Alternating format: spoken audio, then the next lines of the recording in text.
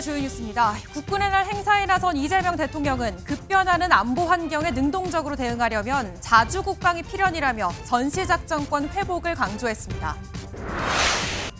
민주당이 원대 복귀를 요청한 일부 특검 검사들을 겨냥해 국가공무원법을 위반한 형사처벌 대상이자 하극상이라며 징계 사유에 해당한다고 주장했습니다.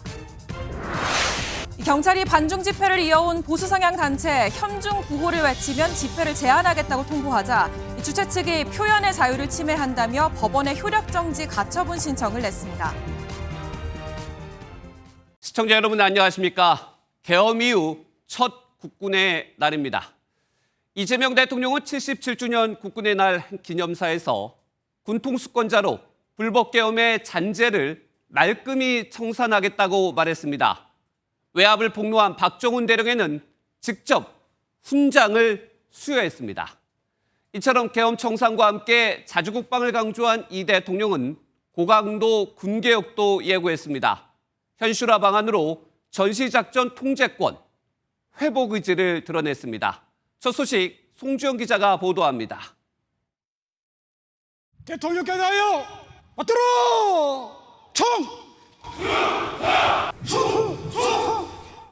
77주년 국군의 날 기념식에 참석한 이재명 대통령이 거수 격례합니다. 취임 후 첫 기념사에서 이 대통령은 자주국방의 길로 나아가야 한다고 강조했습니다. 급변하는 안보 환경에 능동적으로 대응하려면 자주국방은 필연입니다. 자주국방 방안으로 스마트 정예강군 재편과 방산 육성, 장병 처우 개선을 제시했습니다.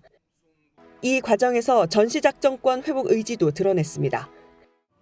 굳건한 한미 동맹 기반 위에 전시작전 통제권을 회복하여 대한민국이 한미 연합 방위 태세를 주도해 나가도록 하겠습니다. 유사시 군대를 통제하는 권한이 우리 정부에 있어야 한다는 점을 분명히 밝힌 겁니다. 현재는 평시의 한국 합참 의장이, 전시에 미국 한미연합군 사령관이 지휘권을 행사합니다.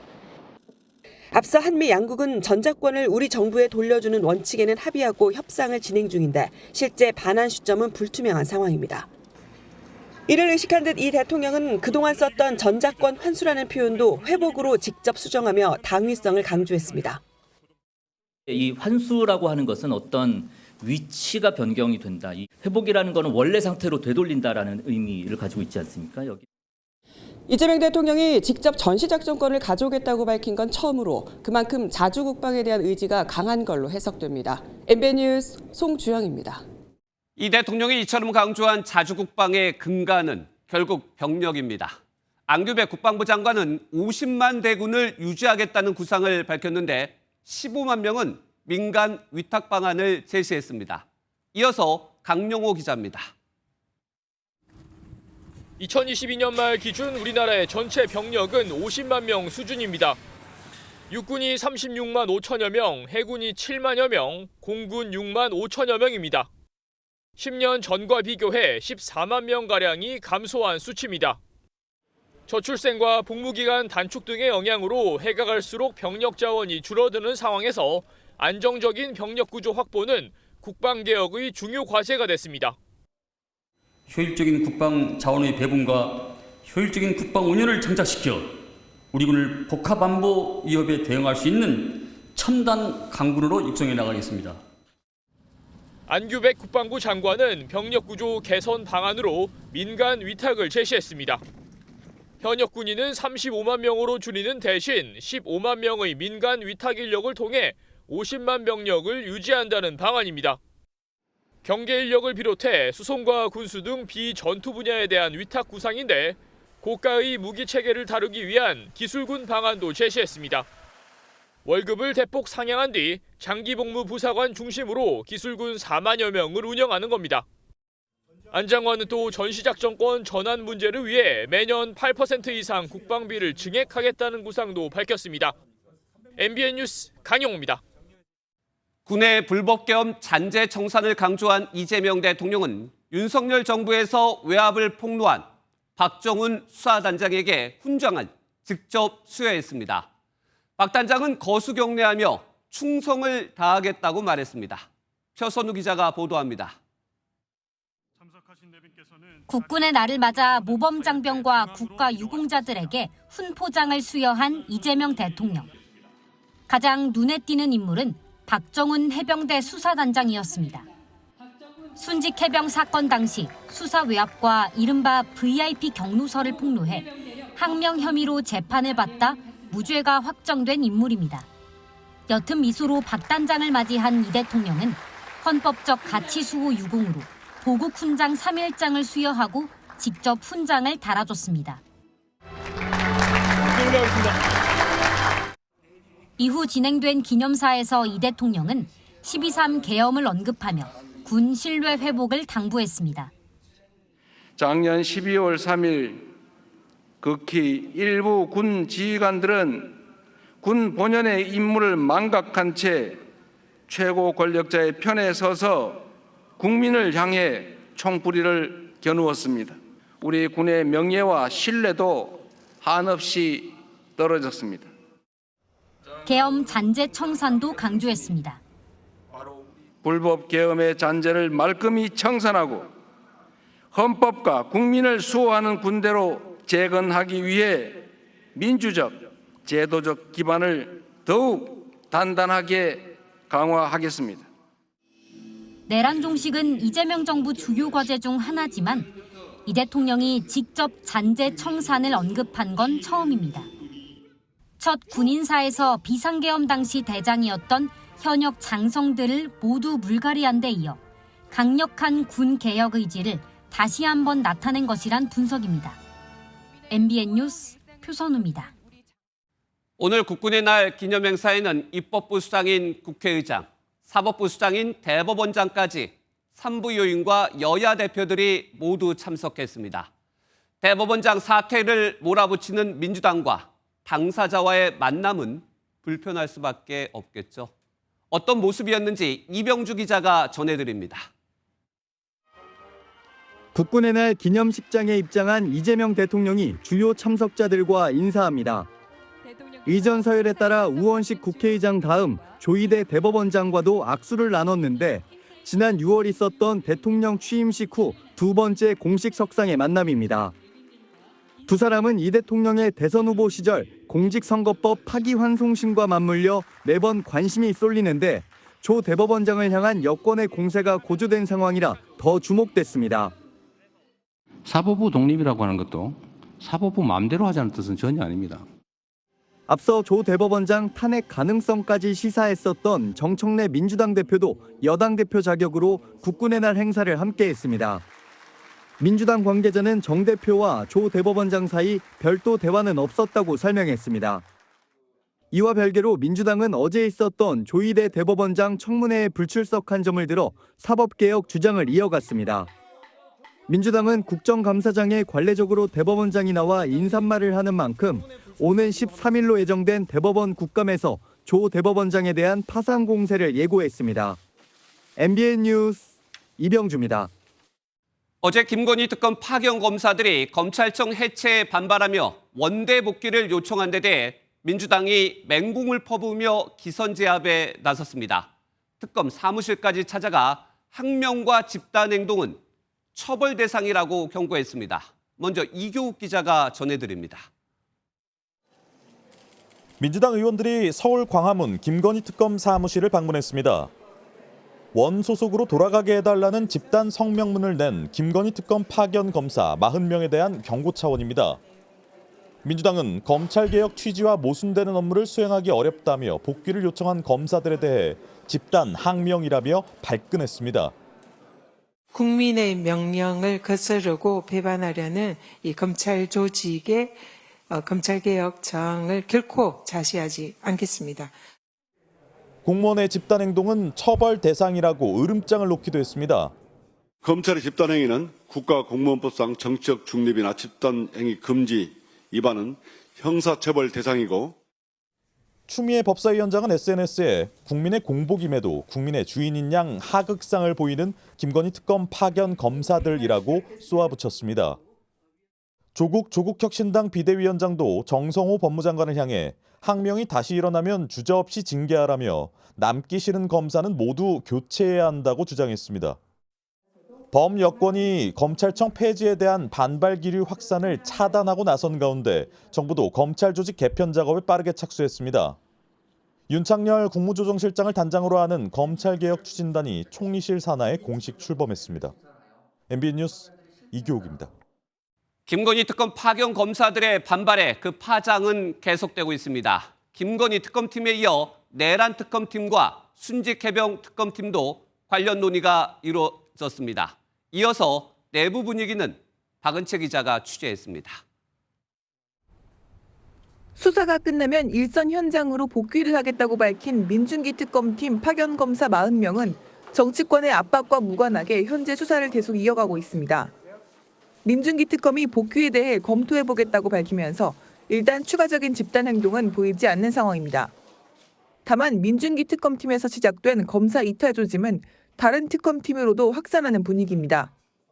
내란 수사를 맡은 조은석 특검팀과 순직 해병 수사를 맡은 이명현 특검팀 파견 검사들도 각각 입장 정리를 위한 회의를 연 걸로 파악됐습니다. 특히 조은석 특검팀 파견 검사 일부는 원대 복귀를 요구해야 한다는 의견을 내는 걸로도 확인됐습니다.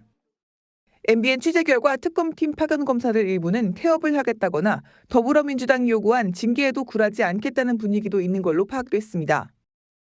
두 특검팀 측은 검사들에게 고민이 있는 건 당연하지 않겠느냐, 여러 의사표시들이 있는 과정이라면서도 최선을 다하고 있다, 집단 입장 표명은 없다고 일축했습니다. 반면 검찰 내부에서는 특검팀 파견 검사 복귀 요청을 지지한다는 반응이 이어졌습니다. 공봉숙 서울고검검사는 내부망에 신속한 복귀 조치를 촉구한다고 썼고, 장진영 서울 북부지검 부장검사는 특검에 파견 갈 자격이 있는 검사는 임은정 서울 동부지검장이 유일하다며 비꼬기도 했습니다. 검사들이 이탈하면 수사검사와 재판을 맡는 검사가 달라져 재판 대응이 원활하지 않을 거란 우려가 나오면서 특검팀 수뇌부는 검사들의 행보에 촉각을 곤두세우고 있습니다. MBN 뉴스 박은채입니다. 윤석열 전 대통령 측의 구치소 식사 부실과 인권 침해 주장을 두고 정성호 법무부 장관이 직접 반박에 나섰습니다. 한마디로 밥투정을 부리고 있다며 내란 혐의로 구속 수감된 신분으로서 뻔뻔하고 후안무치하다고 비판했습니다. 이 내용은 먼저 노아린 기자가 보도합니다. 윤석열 전 대통령 측의 식사 부실과 인권 침해 주장을 두고 정성호 법무부 장관이 직접 반박에 나섰습니다. 정 장관은 오늘 SNS에 윤 전 대통령은 법정에서 서바이벌이 어렵다고 하고 변호인단은 구치소 식사를 트집잡아 밥투정을 부리고 있다고 지적했습니다. 앞서 윤 전 대통령은 지난달 26일 보석신문에서 1.8평짜리 방 안에서 생존하는 것 자체가 힘들었다며 석방을 요청한 바 있습니다. 변호인단 소속 김대리 변호사는 유튜브에서 구속 상태로 계속 재판과 수사에 참여하는 것은 인권 보장을 침해한다고 주장했습니다. 특히 지난 7월 윤 전 대통령이 법정에 나갔을 때 컵라면과 건빵으로 점심을 때웠다는 점을 강조했습니다.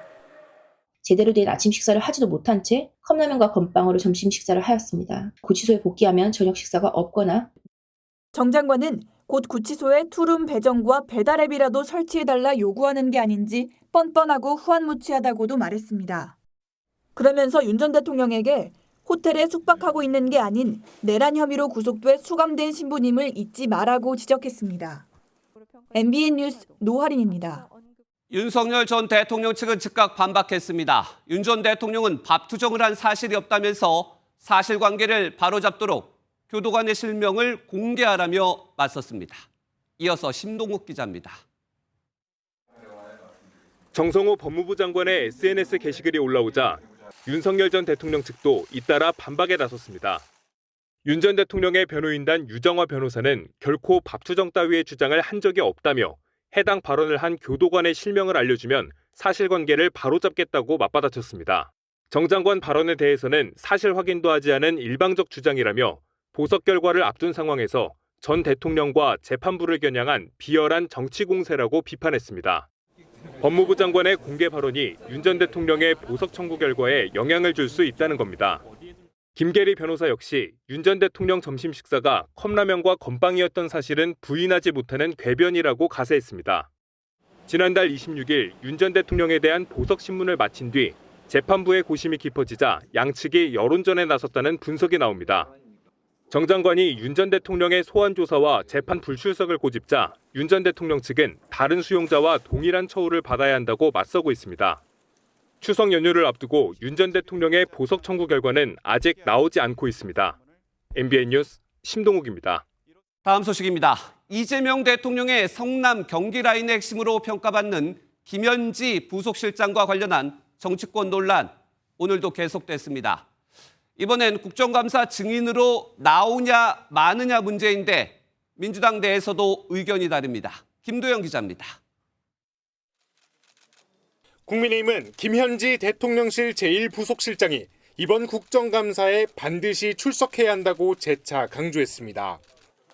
직전까지 총무비서관으로 대통령실 인사와 예산을 총괄한 만큼 떳떳하다면 출석하라고 공세를 이어갔습니다.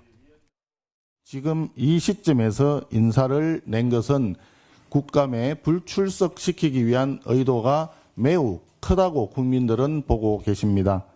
명백한 대통령실의 국정감사 방해 책동입니다. 이른바 만사 현통이라는 막후 실세 의혹 제기도 계속됐습니다.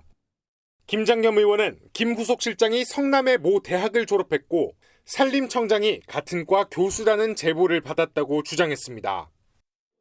또 언론 보도를 인용해 이 대통령이 변호사 시절 김현지 당시 시민단체 사무국장에게 자신이 받아야 할 성공보수 2천만 원을 넘겨줬다며 상식적이지 않다고 논평했습니다.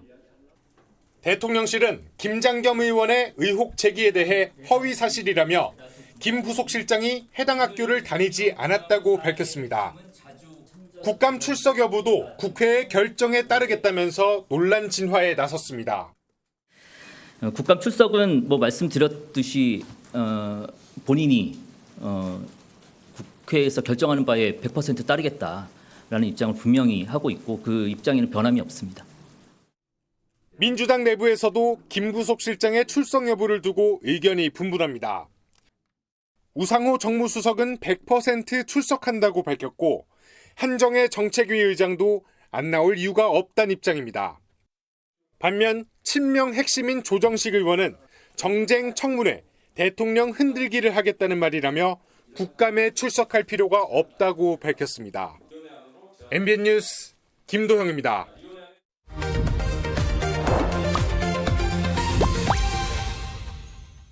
오늘 정치권에서는 어떤 말들이 오갔을까요? 정리해보겠습니다. 정치톡톡 김지영 기자와 함께합니다. 김 기자, 첫 번째 키워드부터 같이 볼까요?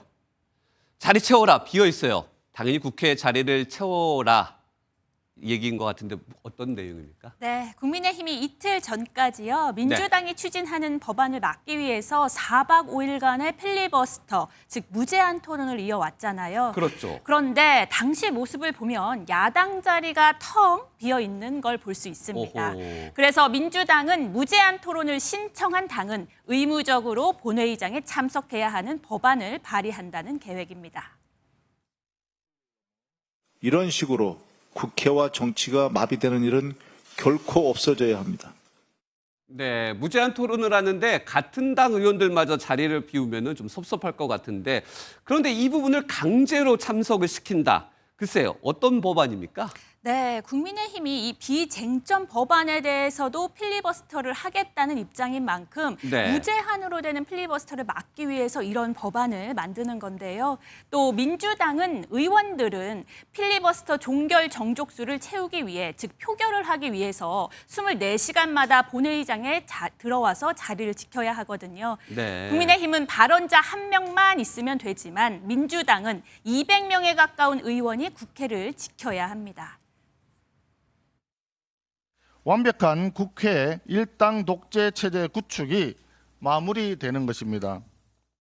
그러니까 국민의힘은 필리버스터 하는데 한 명만 있어도 되는데 필리버스터가 끝나고 나면 민주당은 법안을 통과시켜야 되니까 200명이 와야 된다. 맞습니다. 그래서 귀찮다. 아하, 그 배경이 있었군요. 두 번째 키워드도 볼까요? 지금 박진영 씨하고 이재명 대통령 나란히 한복 입고 응원봉. 어떤 자리였습니까? 네, 오늘 박진영 씨는요, 그 JYP 엔터테인먼트 대표 프로듀서 겸 가수로서 이 대통령을 만난 건 아닙니다. 네. 대중문화교류위 공동위원장으로서 대통령을 만났습니다. 이 대통령은 대통령 직속위원회 책임자로 깜짝 발탁한 이 박 프로듀서에게 오늘 위촉장을 전달하고 K컬처 체험존도 둘러봤습니다. 네. 지난 겨울에 많이 봤던 거네요. 아주 독특한 K-팝 문화입니다. 이걸 하면서 어마어마한 소속감을 갖게 됩니다. 이 대통령은 세계적인 가수 BTS 멤버가 배경으로 있는 포토부스에서 요즘 젊은 층에 인기 있는 인생 네컷을 찍기도 했습니다. 네. 인생 네컷은 좀 부러워 보입니다. 다음 마지막 키워드 하나 더 볼까요? 에이펙을 책임진다. 누가 책임집니까? 네, 요리 경영 프로그램 굉장히 인기 있었죠. 그 그렇죠. 흑백 요리사에 아하. 출연해서 세계적인 스타 반열에 오른 바로 에드워드 리 셰프입니다. 백악관 셰프였잖아요. 맞습니다. 이 셰프가요, 21개 회원국 정상과 주요 기업인 200여 명의 만찬을 책임집니다. 오호. Eating and studying Korean food, and for me, like I use food as a gateway to learn about everything else. So. 2005년 부산 에이펙 당시 정상 만찬 메뉴는 궁중 음식을 현대식으로 재해석했는데 다양한 요리에 일가견이 있는 이 에드워드 리의 메뉴에도 관심이 쏠립니다. 네, 백악관 요리사가 에이펙에 벌써부터 그 맛이 궁금해집니다. 김 기자, 잘 들었습니다. 네, 국가정보자원 관련 화재로 정부 전산 시스템이 멈춰선 지 엿새째. 복구율은 10%대에 머물고 있습니다. 문제는 아예 복구가 불가능한 자료도 확인됐다는 겁니다. 공무원들이 업무용 자료를 개별적으로 모아놓을 때 쓰는 G 드라이브가 완전히 불에 타버린 건데 백업도 이루어지지 않아 업무에 차질이 예상됩니다. 한범수 기자가 보도합니다. 지난달 26일 발생한 국정자원 화재로 대전 본원 5층 7-1 전산실은 치명적인 타격을 입었습니다. 이 불로 클라우드 기반의 G드라이브가 완전히 타버린 것으로 확인됐습니다. G드라이브는 중앙부처 공무원들이 업무 과정에서 만들거나 얻은 자료를 개별적으로 모아놓는 자료 저장소입니다. 행안부의 G드라이브 이용 지침에 따르면 공무원은 모든 업무용 자료를 PC가 아닌 G드라이브에 저장해야 한다고 돼 있습니다. 이에 따라 공무원 12만 5천 명이 사용해 왔는데 부처별로 길게는 한 달치에 가까운 업무 자료들이 사라졌을 가능성이 제기됩니다.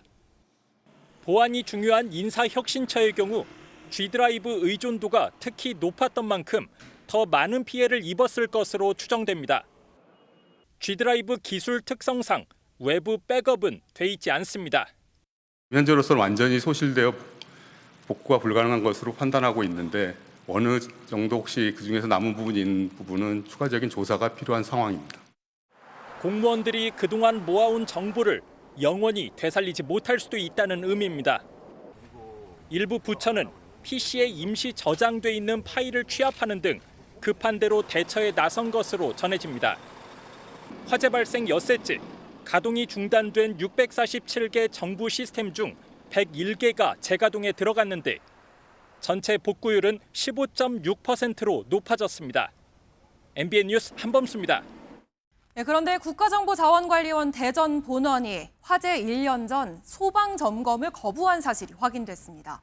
보안을 이유로 거부했다는데 대전 본원을 제외한 나머지는 모두 점검을 받았습니다. 김민수 기자가 단독 보도합니다. 대전 국가정보자원관리원의 지난해 화재 안전조사 결과서입니다. 위반 사항을 보면 2층부터 5층까지 모든 전산실과 보안시설의 화재 안전조사를 하지 않았다고 나옵니다. 화재가 발생한 5층의 아래층엔 화재 감지기도 설치하지 않아 화재 예방법을 위반했습니다. 국정자원 광주센터의 결과서는 정반대입니다. 조치명령 4건이 발생하긴 했지만 화재를 예방하고 피해를 줄이기 위해 사전에 발견해야 하는 것들입니다. 이처럼 같은 기관인데도 대전 본원은 보안을 이유로 소방 점검을 거부한 반면에 광주센터는 협조했습니다. 나머지 대구센터와 공주센터 역시 소방 점검을 받은 것으로 확인돼 대전 본원의 행동은 더욱 이해하기 어렵습니다. 이들 기관이 받은 소방 점검은 중앙화재안전조사로 소방청이 전국 단위로 위험도가 높은 시설을 골라 선제적으로 화재 위험을 점검 진단하는 특별조사입니다.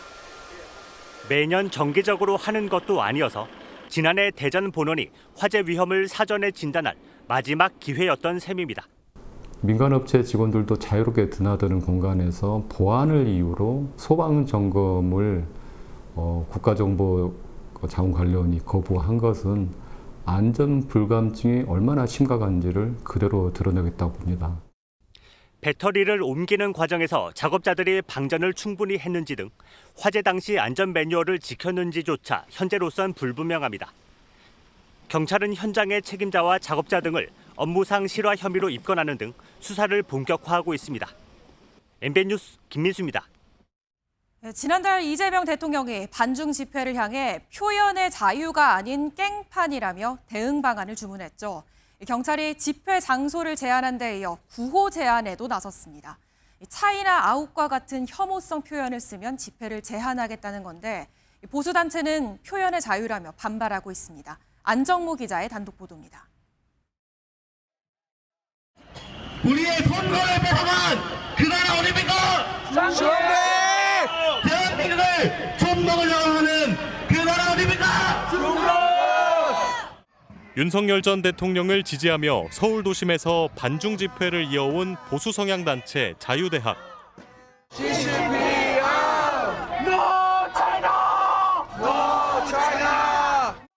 자유대학이 개천절인 오는 3일 서울 광화문에서 대규모 집회를 예고했습니다. 서울 흥인지문에서 집결해 광화문 월대까지 행진한 뒤 서십자각과 동십자각 사이에서 본집회를 하겠다는 겁니다. 그런데 MBN 취재 결과 경찰이 자유대학 측에 개천절 집회에 대한 제한 통고를 내린 것으로 확인됐습니다. 행진 과정에서 차이나 아웃 등의 혐중 구호를 외치면 본집회 장소인 광화문으로 진입하지 못하도록 하겠다는 겁니다. 또 장기 적출을 멈춰라라는 표현이나 공산당만 없으면 세상이 평화롭다는 표현에 대해서도 금지했습니다. 경찰이 반중 집회에 대해 혐오 표현을 조건으로 집회를 제한한 것은 이번이 처음입니다. 유감스러운 얘기인데 짱복성을 못 부르게 될 가능성이 있어요. 만약에 행진 때 못하게 된다고 한다면은. 자유대학은 경찰의 조치가 표현의 자유를 제한할 뿐 아니라 공정하지 못하다며 법원에 효력정지 가처분 신청을 제기했습니다. 법원의 판단은 늦어도 내일까지 나올 전망입니다. MBN 뉴스 안정모입니다. 식당에 들어가 돈을 훔친 외국인이 범행 10분 만에 붙잡혔습니다. 출동을 마치고 복귀하던 순찰차에 딱 걸린 건데요. 고향에 돌아갈 비행기표를 사려고 그랬답니다. 이재호 기자입니다. 짧은 머리 한 남성이 식당에 들어가 주변을 살핍니다. 남성은 아무도 없는 것을 확인한 뒤 계산대 금고를 뒤지기 시작합니다. 42만 원의 현금을 손에 쥔 이 남성, 불우이웃 돕기 성금함까지 통째로 들고 달아납니다. 그런데 식당 주인이 들어와 이 광경을 목격하고 남성을 뒤쫓는데 때마침 순찰차 한 대가 지나갑니다. 저는 이제 파출소 귀소하는 중이었거든요. 신고자분이 저희 순찰차 앞으로 달려오면서 손가락으로 가리켰어요. 도둑이야. 식당 주인을 순찰차에 태우고 추격에 나선 경찰. 얼마 지나지 않아 도주하는 남성을 발견합니다. 카자흐스탄 국적의 20대 남성은 결국 범행 10분 만에 붙잡혔습니다. 달려야죠. 잡으려면 달려야죠. 범인도 저를 보고 이제 계속 달리더라고요. 정말 날라왔거든요, 순찰차로. 범인도 순찰차 보니까 도주하는 것 자체를 포기했고. 일용직 노동자로 공사 현장을 돌며 생활해온 남성은 고향으로 돌아갈 비행기표를 사려고 범행을 저지른 것으로 조사됐습니다. 경찰은 절도 혐의로 남성을 검찰에 넘기는 한편 다가오는 추석 명절 연휴 빈집털이에 대한 주의를 당부했습니다. MBN 뉴스 이조입니다. 오늘 새벽 경기도의 한 아파트에서 불이 나 40대 남성이 숨지고 80대 어머니가 화상을 입었습니다. 이 숨진 남성은 주민들에게 화재 사실을 알린 뒤 거동이 불편한 어머니를 구하러 다시 집에 들어갔다가 변을 당했습니다. 추성남 기자입니다. 아파트 14층에서 빨간 불길과 함께 연기가 치솟기 시작합니다. 요란한 사이렌이 울리고 여기저기서 비명이 터져 나옵니다. 오늘 새벽 4시 20분쯤 경기도 구리의 한 15층짜리 아파트에서 불이 났습니다. 불이 시작된 14층 베란다에서 40대 남성이 심정지 상태로 발견됐는데 결국 숨졌습니다. 80대 어머니는 전신에 2도 화상을 입은 채로 구조됐습니다. 숨진 남성은 불이 나자 복도로 나와 큰 소리로 주민들에게 알렸고 곧바로 거동이 불편한 어머니를 구하러 집으로 다시 뛰어들어갔습니다. 화재 사실을 신속히 알린 덕분에 100명이 넘는 주민은 무사히 대피할 수 있었습니다. 저도 깨어 있었는데 막 소리 들리고 다니더라고요. 그러니까 그분이 처음에 그 대응을 하신 거예요. 돌아가신 분이 어머니 대피부터. 불은 44분 만에 꺼졌습니다. 경찰과 소방당국은 정확한 화재 원인을 조사하고 있습니다. MBN 뉴스 추성남입니다. 경찰서에 압수돼 있던 도난 오토바이가 또 도난당하는 황당한 일이 벌어졌습니다. 심지어 같은 피해자가 같은 경찰한테서 같은 오토바이를 2번이나 훔쳤는데도 경찰은 훔쳐간 줄도 모르고 있었습니다. 강진우 기자가 보도합니다. 한밤중 택시 한 대가 경찰서가 있는 큰 길로 들어갑니다. 10대 2명이 탄 오토바이가 택시가 왔던 길을 다시 돌아 나갑니다. 며칠 전 훔쳐 타고 다니다 적발돼 경찰서에 압수됐던 바로 그 오토바이입니다. A군은 외부인의 출입을 막기 위해 설치해놓은 이 펜스를 뛰어넘어 압수물 창고 앞에 있던 오토바이를 훔쳐 경찰서를 유유히 빠져나갔습니다. 절도죄로 압수당한 이른바 작물 오토바이를 대담하게도 경찰서 앞마당에서 또다시 훔치는 데 성공한 겁니다. 가지고 있던 여분의 열쇠로 시동을 건 것으로 보이는데 경찰은 압수한 오토바이에 잠금 장치도 하지 않은 채 창고 앞에 버젓이 세워놨습니다. 매일매일 압수물을 확인해야 하지만 이마저도 지키지 않아 검찰에 사건을 넘기려다 그제서야 오토바이가 없어졌다는 사실을 알았습니다. 사건이 발생한 지 2주가 지난 뒤였습니다. A군은 2주 동안 다시 경원과 남포 운전을 일삼던 도중 경찰에 쫓기다 과속방지턱에 넘어져 뇌출혈 수술을 받았습니다. 발생하지 않아야 될 상황이 발생을 했습니다. 이 부분에 대해서 정말 할 말이 없고요. 잘못했지만 계기로 해서 경남경찰청은 압수물에 대한 관리 부실이 전반적으로 드러났다며 관계자에 대한 감찰에 착수했습니다. MBN 뉴스 강진우입니다. 전라남도 한 외딴 섬에서 진행 중인 방파제 공사에서 느닷없이 공법이 바뀌고 공사비가 크게 늘었습니다. 이 새로 변경된 공법은 특허를 가진 회사만 시공할 수 있는데 전라남도 도의원 가족들이 운영하는 건설업체뿐이었습니다. 20억 원 넘게 불어난 공사비에 대해 감사원이 감사를 벌이고 있습니다. 정치훈 기자의 단독 보도입니다. 완도군에서 100길로 1시간 남짓 걸려 도착한 섬 덕우도. 150명 정도 사는 작은 섬 앞바다에 테트라포드를 쌓고 있습니다. 이 공사는 기존에 있던 낡은 방파제 대신에 바깥쪽에다가 새로운 방파제를 짓는 공사입니다. 2018년 공사비 172억 원을 들여 공사에 착수해 절반 정도 진행했습니다. 그런데 2년 전인 2023년 초 갑자기 설계가 변경됩니다. 바다에 기둥을 받고 위에 블록을 쌓는 형태에서 바다를 더 넓게 메워 경사형으로 쌓는 식으로 공법을 바꾼 겁니다.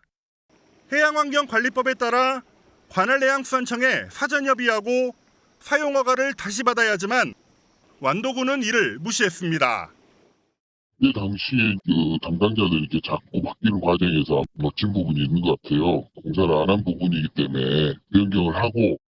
설계가 변경되면서 사업비도 20억 넘게 늘었는데 결제 절차가 석연치 않습니다. 건설비가 10억 이상 늘어날 때는 도청 담당국장 결재를 받아야 하지만 이 공사는 과장전결로 하루 만에 속전속결 처리한 사실이 드러났습니다. 공법 변경으로 이득을 본 건 현직 전라남도 도의원 A씨가 과거 소유했던 회사로 지금도 가족이 운영하고 있습니다. 특수공사잖아요. 협력업체 하나가 이 공사를 하고 있죠. 예, 부분 집안입니다. 도의원 A씨는 10년 전 사업에서 손을 뗐고 사업 내용도 모른다고 공식 입장을 전해왔습니다. 감사원은 덕우도항 공사 전반에 대한 감사를 벌이고 있습니다. MBN 뉴스 정춘우입니다. 네, 저가 커피 1위 프랜차이즈죠. 가맹점이 4,000개에 가까운 메가커피가 가맹점들에게 갑질을 하다 20억 원대 과징금을 물게 됐습니다. 사전 협의도 없이 상품권 수수료를 가맹점에게 떠넘기고 제빙기 같은 장비도 비싼 값에 본사에서만 사게 했습니다. 홍지호 기자입니다.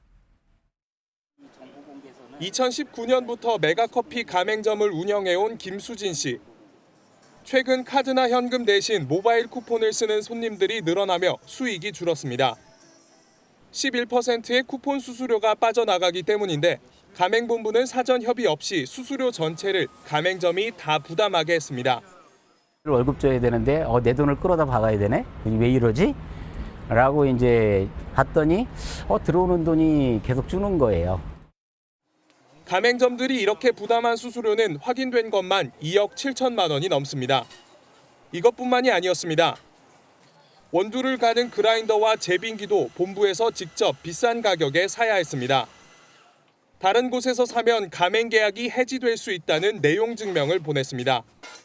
대출까지 받아서 투자한 가맹점이 가맹 계약이 해지된다고 하면 그건 정말 청천벽력 같은 일입니다. 공정거래위원회는 3,900개의 가맹점을 가진 메가 MGC 커피 본사에 시정명령과 함께 22억 9천만 원의 과징금을 부과했습니다. 역대 최대 과징금이 부과된 사례로 공정위는 가맹점주 권익 보호를 위해 가맹본부의 불공정 행위를 강력히 제재한다는 회사 측은 공정위 판단을 겸허히 받아들인다며 앞으로 가맹점과의 상생을 위해 더 노력하겠다고 밝혔습니다. MBN 뉴스 홍지호입니다. 미국 조지아주에서 우리 근로자가 구금된 지 한 달 만에 한미 외교당국자들이 처음 마주 앉았습니다. 우리 정부는 미국에게 이스타 비자로도 비즈니스를 할 수 있다는 답변을 받았습니다. 그런데 미국 정부 홈페이지에도 이미 적혀 있는 내용이어서 결국 미국 마음대로 또 구금할 수 있다는 얘기도 됩니다. 김세희 기자가 보도합니다. 한미 외교당국의 실무자들이 처음으로 마주 앉아 첫 워킹그룹 회의를 가졌습니다. 외교부는 구금 사태에서 문제가 됐던 비자의 활동 가능 범위를 정확히 하고자 했고 미국에게 이스타와 B1 비자로 장비의 설치, 점검 등이 가능하다는 답변을 받았다고 밝혔습니다. 하지만 미국 국무부의 보도자료는 살짝 다릅니다. 비자 범위에 구체적인 언급은 없고 숙련된 인력의 역할이 중요하다. 미 법률을 준수한 자격을 갖춘 방문객 등만 언급합니다. 미국 국무부 홈페이지를 봐도 비자 허용 범위에 비즈니스, 즉 업무가 포함되어 있습니다. 비즈니스로 오시는 경우는 똑같죠. B1에서 허용되는 기본적으로 어떤 비즈니스 미팅을 받는다든지 그런 것들이 일반적으로 허용되는 것들이 다 포함되고 심지어 이스타를 신청해도 취소가 빈번하고 B1 비자를 발급받긴 상당히 어렵다는 호소도 이어집니다. 승인이 거절된 경우가 되게 높았어요. 원래 옛날에는 B1 비자 신청자들이 한 20%가량이 거절이 됐었는데요. 지금 작년부터는 꽤 많이 올라갔고. 이번 워킹그룹 회의에서 사실상 기존의 원칙만 재확인한 것으로 보이는 가운데 한미 양국이 주한미국 대사관에 전담 데스크를 설치하기로 했던 만큼 추가 논의는 더 필요해 보인다는 주장도 나옵니다. MBN 뉴스 김세희입니다. 트럼프 대통령이 미군 수뇌부 800여 명을 한자리에 모아놓고 강도 높은 정신교육을 했습니다. 이른바 별들의 회합이었지만 새로운 안보 전략 발표보다는 군기강 잡기에 집중하는 모습이었습니다. 워싱턴에서 강영구 특파원입니다. 미 현역 장성 800여 명을 갑자기 소집시켜 전 세계를 긴장시킨 전군 지휘관 회의. 행사는 전략 토론이 아닌 정신교육 시간이었습니다. 먼저 연단에 오른 피트 헤그세스 국방장관은 체중과 면도, 두발 상태까지 직접 거론하며 외형 관리와 체력 단련을 지시했습니다. Frankly, it's tiring to look out at combat formations or really any formation and see fat troops. No more beardos. the era of rampant and ridiculous shaving profiles is done. 트럼프 대통령은 한 걸음 더 나아가 좌파 이념 척결 등 정치적인 내용을 이어갔습니다. At least when they're wearing a uniform, you can take them out. These people don't have uniforms. But we are under invasion from within. We're stopping it very quickly. 이어 인종별, 성별 인사 할당을 비판하고 정치적 올바름 대신 철저히 실력으로 평가하겠다며 대대적인 구조조정을 예고했습니다. 또 내년 국방 예산에 1,400조 원을 투입하고 핵 능력을 향상시키는 등 군사적으로 러시아와 중국을 압도하겠다고 밝혔습니다. 트럼프 대통령의 거친 발언은 단순한 과시가 아니라 취임 초기부터 이어져 온 힘을 통한 미국의 부활을 예고하고 있습니다. 워싱턴에서 MBN 뉴스 강영구입니다. 미국 의회가 내년 예산안 처리에 실패하면서 연방정부 업무가 중단되는 이른바 셧다운이 7년 만에 현실화됐습니다. 정부가 월급을 줄 수 없기 때문에 연방 공무원 가운데 약 75만 명이 강제 무급 휴가에 들어갔는데 트럼프 대통령은 오히려 좋은 기회라며 대량 해고로 구조조정을 언급했습니다. 이한나 기자입니다. 미국 의회가 연방정부 예산안 처리에 실패해 결국 셧다운에 돌입했습니다. 트럼프 정부 1기였던 2018년 12월 이후 약 7년 만입니다. 의회는 2025 회계연도가 끝나는 9월 30일까지 새해 예산을 처리해야 했습니다. 하지만 공화당이 제출한 임시 예산안이 민주당의 반대로 부결되면서 결국 파국을 피하지 못했습니다. 쟁점은 올 연말 종료를 앞둔 오바마 케어 보조금 문제였습니다. 민주당은 지급 연장을 요구했지만 공화당은 수혜자 가운데 불법 이민자가 포함돼 있다며 반대하고 나선 겁니다. Now Republicans have until midnight to cut the garbage and get serious with us about solving the healthcare crisis.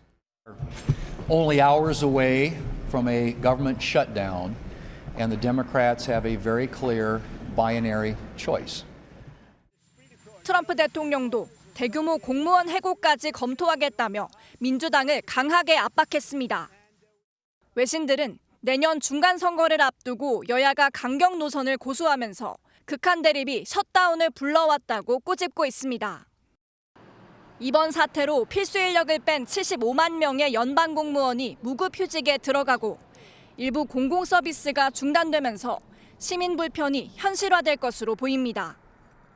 MBN 뉴스 이한나입니다.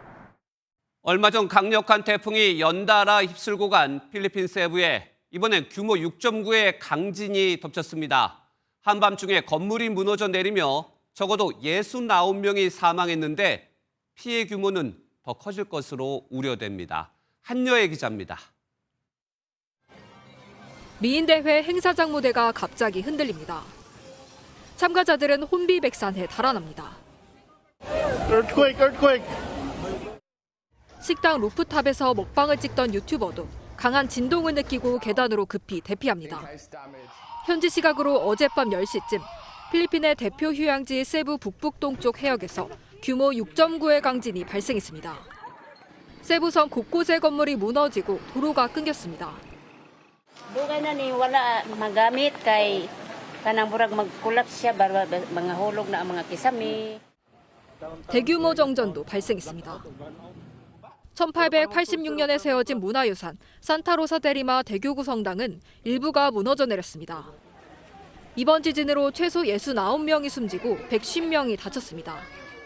한국인 1명도 낙하물에 다친 것으로 확인됐는데 외교부는 추가 피해 여부를 확인하고 있습니다. 필리핀은 환태평양 조산대 부레고리에 위치해 지진이 매우 자주 발생하는 지역입니다. 태풍 라가사와 부알로이 피해가 아직 회복되기도 전에 또 강진이 덮쳐 한층 피해가 커질 전망입니다. MBN 뉴스 한여입니다. 한 달 동안 열심히 일해서 받은 급여의 3%를 회사가 강제로 떼간다면 납득할 직원이 있을까요? 본인 동의도 없었고 이걸 문제 삼자 되레 회사로부터 징계를 받았다는 의혹까지 제기됐는데요. 바로 한국조폐공사 얘기입니다. 김현 기자가 단독 보도합니다. 한국조폐공사 내부 커뮤니티에 올라온 글입니다. 매달 월급에서 3%씩, 많게는 20만 원 넘게 떼갔다. 가입은 강제, 탈퇴는 불가. 퇴사할 땐 낸 돈의 20%밖에 못 받는다는 등 임직원 공제기금에 대한 성토가 이어집니다. 심지어 본인 동의 없이도 떼간다는 의혹도 있습니다. 조폐공사 직원 A씨는 MBN과의 인터뷰에서 지난 2022년 처음으로 문제가 공론화됐는데 이 문제를 제기한 직원은 징계를 받았다고 주장합니다. 논란에 대해서 조폐공사 측은 해당 기금은 노동조합이 운영하고 있고 사측이 관여할 수 없다는 입장입니다. 하지만 MBN 취재 결과 노조의 회계 공시에 해당 항목은 없었고 세액공제 대상에도 포함되지 않은 것으로 확인됐습니다. 노조 회계 공시에 이런 내용이 없다는 것이 명확하게 드러났습니다. 사실상 억지로 3%를 떼어가고 중도에 퇴사하면 80%를 몰수하는 관행은 이번 국감 기회에 고쳐야 됩니다. 그런데 취재가 시작되자 한국조폐공사가 이 내부자 색출에 나섰다는 의혹까지 제기되며 논란은 더욱 커지고 있습니다. 공사 측은 제보자 색출 의혹에 대해선 알지 못한다고 했고 기금 운영의 주체로 알려진 노조 측은 사측과 같은 입장이라고 밝혔습니다. MBN 뉴스 김현입니다. 예, 이렇게 콘크리트 고가도로를 걷어내고 서울 청계천에 다시 물이 흐르기 시작한 지 올해로 정확히 20년이 됐습니다. 청계천의 생태계는 어떻게 바뀌었을까요? 전민석 기자가 현장에 다녀왔습니다.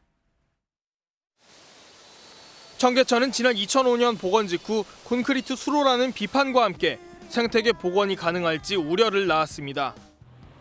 20년 동안 청계천의 어류 생태계는 어떻게 변했는지 전문가와 함께 살펴봤습니다. 청계천 중류 황학교 부근에는 대표적인 민물고기, 붕어가 살고 있습니다. 좀 더 아래쪽으로 내려가자 몸통에 청록색 긴 줄무늬가 선명한 떡 납줄갱이도 발견됐습니다. 흔한 민물고기지만 청계천에서 관찰된 건 이번이 처음입니다. 누군가 집에서 키우다 버린 걸로 보이는 외래종 어류 구피도 잡혔는데 이렇게 함부로 방생하는 건 생태계 교란을 일으킬 수 있습니다. 조사 결과 서울 청계천에는 송사리와 쉬리를 비롯해서 모두 29종의 물고기가 살고 있는 것으로 확인됐습니다. 이렇게 많은 종들이 관찰되고 있다는 것은 그만큼 서식 환경이 많이 다양해졌다는 걸 뜻하고요. 청계천이 물고기들이 다양한 종들이 살 수 있을 만큼의 그런 관리가 좀 잘 됐다고.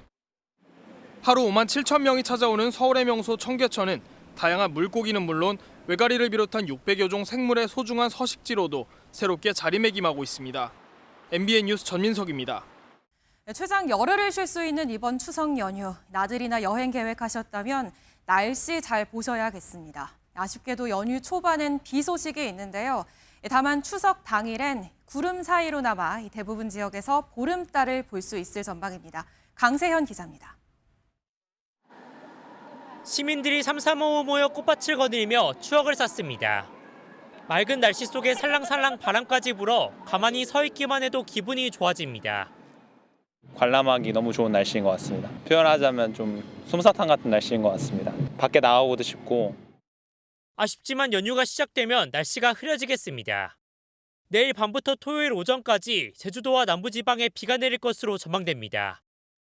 3일인 금요일 저기압이 남해상을 지나면서 제주도와 남부지방에 많은 비가 내리겠고 해상에서도 강한 바람과 높은 물결이 예상되고 있습니다.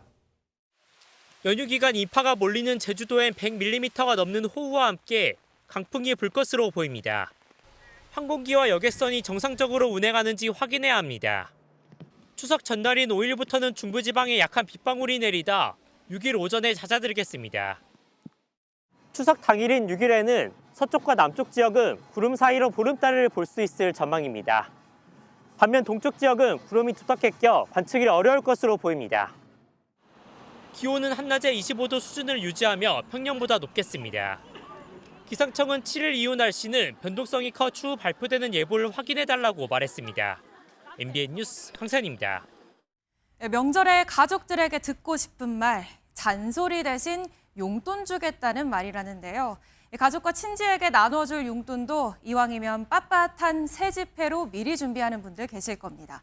신권이 귀한 명절 기간, 아예 공급처인 한국은행을 찾는 사람들도 많았습니다. 김태형 기자가 다녀왔습니다. 시민들이 대기표를 뽑고 순서를 기다립니다. 추석을 앞두고 구겨지거나 낡은 화폐를 깨끗한 신권으로 교환하기 위해서입니다. 19만 원 드리겠습니다. 시민들은 빳빳한 신권으로 용돈을 줄 생각에 벌써 마음이 들뜹니다. 아이들 해서 나눠주려고요. 많이는 못 주고 조금씩이라도 주려고 왔습니다. 시중은행 점포에선 신권이 부족하거나 대기 시간이 긴 경우가 있어 아예 신권을 공급하는 한국은행으로 발걸음이 몰린 겁니다. 한 10번 가면 한 5, 6번은 못 바꾸죠. 그리고 만약에 100만 원을 바꾸려고 해도 한 50만 원밖에 못 바꾸고. 한 번에 교환할 수 있는 금액은 5만 원권 20장, 만 원권과 5천 원권은 100장, 1천 원권은 200장까지입니다. 지난 설에는 5만 원권이 158억 원 넘게 교환돼 사상 최대치를 기록할 정도로 5만 원권은 수요가 늘고 있습니다. 하지만 다른 지폐들은 작년 설보다 수요가 줄거나 변동이 적었고 새 동전으로 바꾸려는 수요는 아예 없었습니다. 지폐를 많이 사용 안 하다 보니까 이렇게 명절 기간에도 5만 원권 위주로 저희 쪽에서 교환을 많이 해가시고 주화는 저희도 일단 나가지 않고 손님들께서도 많이 찾지 않고 있는. 명절마다 이어지는 신권 찾기 행렬. 시대가 변하면서 양상도 변화하는 모습입니다. MBN 뉴스 김태형입니다. 서울 한강벨트를 중심으로 올해 아파트 거래가 크게 늘었었죠. 국세청이 30억 원 넘는 초고가 아파트의 의심 거래를 모두 살펴보니 부모 찬스는 물론이고요. 법인 자금까지 동원했지만 세금은 내지 않는 등 갖가지 탈세 사례가 드러났습니다. 권용범 기자가 취재했습니다. 서울 송파구의 한 대단지 아파트입니다. 전용 면적 84제곱미터 매매가가 30억 원을 넘어 6억 원을 다 대출받아도 자금이 부족하지만 매수는 꾸준히 이뤄지고 있습니다. 3분 4분이 7만 수요는 예전보다 없어진 것 같습니다. 거의 현금증을 받거나 그렇죠. 최근 한강벨트 등 서울과 수도권 아파트 수요가 몰리는 상황에서 부동산 거래 탈세 행위가 꾸준히 발생하자 국세청이 세무조사에 착수했습니다. 대상은 서울 강남 4구와 마용성 등 30억 원 이상 아파트 거래자와 최근 집을 사들인 외국인, 30대 이하 연소자 등 탈세 혐의자 104명. 취업 준비생이어서 소득이 없는데도 아버지 부동산과 주식 매각 자금으로 고가의 아파트를 산 뒤 증여세를 내지 않거나 부모 소유 법인의 자금으로 고가 아파트와 상가 신축용 땅을 사들였지만 세금은 내지 않은 외국인 자녀 등 사례는 가지가지였습니다. 국세청은 편법 증여와 탈세 등을 막기 위해 국토교통부와 업무 협약도 체결했습니다. 탈세 차단과 시장 질서 회복이라는 실질적인 성과를 이끌어내도록 하겠습니다. 국세청은 가용 수단을 모두 동원해 끝까지 추적한 뒤 탄로한 세금은 예외 없이 추징할 계획입니다. MBN 뉴스 권용범입니다. 반도체와 배터리 같은 첨단 산업이 발전할수록 광물의 가치는 더 커지고 있습니다. 하지만 핵심 광물의 상당 부분을 중국 등 특정 국가에 의존하고 있어 공급망 안정화가 무엇보다 중요한데요. MBN이 그 해법을 모색하는 자리를 마련했습니다. 신용수 기자입니다. 세계 최대 아이언 생산 공장입니다. 아이언을 재련하는 과정에서 부산물도 함께 나오는데 이 부산물로 인듐이나 안티모니 같은 희소 금속도 함께 생산합니다. 한 1,000만 원 정도밖에 안 했는데 지금은 거의 한 7,500만에서 8천만 사이로. 천연자원 불모지인 우리나라는 이처럼 원료 재련 과정에서 나오는 부산물로 또 다른 자원을 가공해 공급망을 안정화시키는 것이 필수입니다.